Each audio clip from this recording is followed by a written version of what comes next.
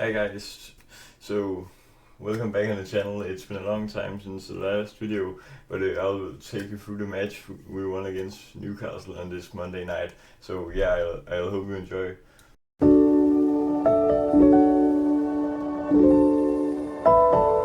So yeah, as I said, let's just stick right into it. It was a very tough game, this one. Obviously, we all knew that the St. James's will always be rocking, especially at night game. But yeah, as you can see, the stats on the left, the Newcastle stats, they got 0.98 XG and we only got 0.69, which equates to just over 1.5 XG in total, but there ended up being 5 goals, which is quite insane.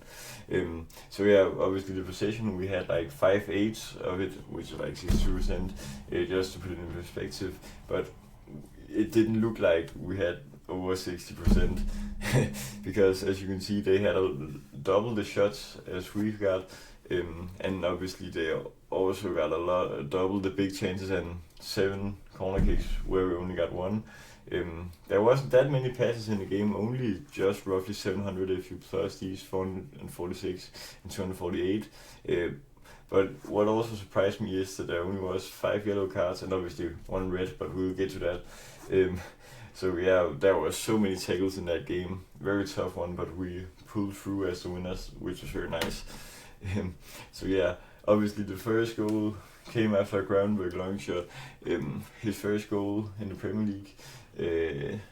Also, if you take last season into perspective, I didn't think he scored last season, but he obviously scored at Fulham 2 years ago.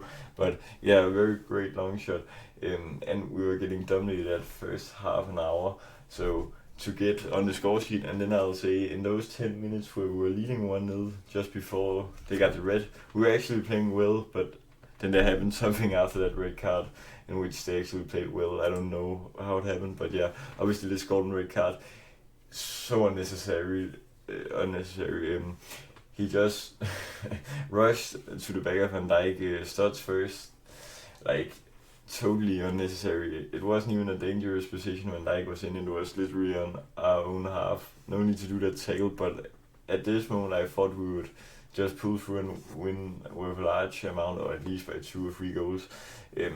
But that wasn't the case. They played super well, Newcastle, also after the red card. Obviously, Hugo Ekitike, he scored the 2-1 goal just 20 seconds after the second half started. And Slot didn't even get to see it.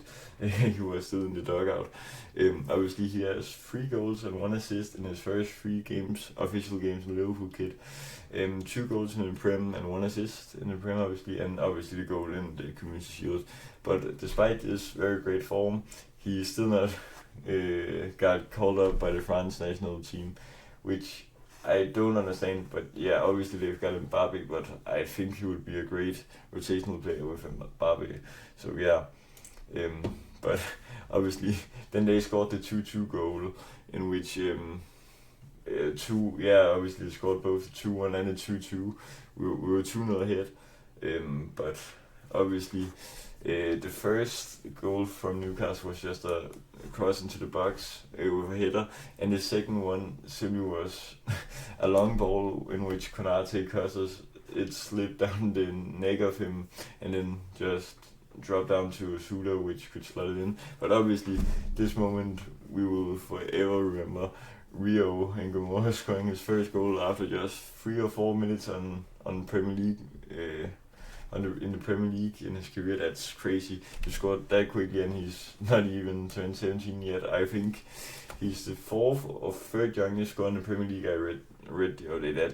That's quite immaculate. But at that point, after the 2-2 goal, I thought we'd thrown the game.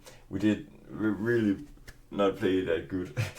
But obviously, very clutch moment from Rio and very great dummy set up by Soboslai, in which he jumped over the ball so Rio just could slot it in. I can't imagine how big of a moment it was for him. I'm so proud of him. It's such a great goal to score, and also to give us the win on probably top 2 or 3 hardest away grounds in the Prem. That's a massive result, especially after City lost at home to Spurs this last weekend, and obviously Arsenal, they are pretty good though, but we'll face them. But yeah, but how do we pretty much lose the momentum in the game after being a player up? I actually don't know, because it just looked as if it was us that had 10 men and they had 11. They played super well with the ball and just had a lot of crazy runs, and they played so physically. I don't think we were 100% ready for that.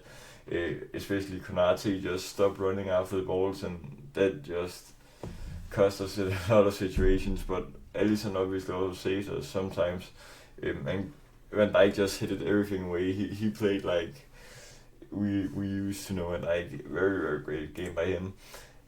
But yeah, obviously the 2-1 goal here, Guimaraes header.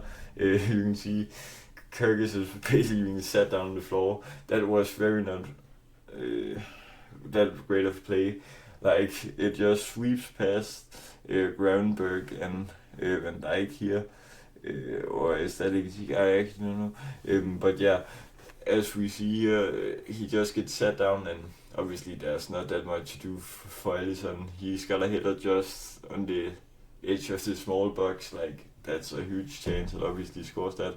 But as you can see, Konate just looks at the ball swimming across. That's very not great. But obviously we got the real moment, which I'm so happy for. And obviously Konate costing us again. It was especially in the 2-2 goal he cost us, where it slipped down the neck of him or back, and then it just slipped down to Sula, who easily could slot it in. But yeah, obviously we signed Leone on the last Friday, or the day we met Bournemouth and beat them 4-2. And now we're obviously also on the market for Guehi. As I've heard in the last few days, there's great progress, because Palace obviously want to sell him before he becomes a free agent next summer. So yeah, if we get him, I think he would start alongside Van Dijk. As Konate is playing right now, I don't think he will be a starter if he continues this way, but obviously he can come back. We've seen him do that many times before. But yeah, now the next game, obviously we are only one of 3 teams in the Prem who have 6 out of 6 points after 2 games. It's us, Arsenal and Spurs. Obviously the next game is Arsenal at home at Anfield. Sunday kickoff is 5:30. Kickoff under the lights at Anfield, or I guess it's not under the lights, but it's a massive game. It's an evening game when the game progresses. But yeah, my next video will be a match preview of the game against Arsenal. I'll probably record it on Saturday and post it Saturday or Sunday, but I'm obviously also so sorry that I haven't uploaded for like 2 or 3 weeks, but it's just school just started again, and I've been totally out of energy a whole lot. So I'm back on the grind now, and I've got some more video ideas also.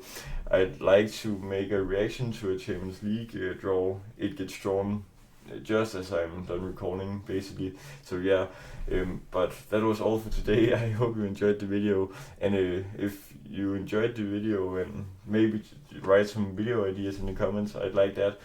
But till then, see you. Peace.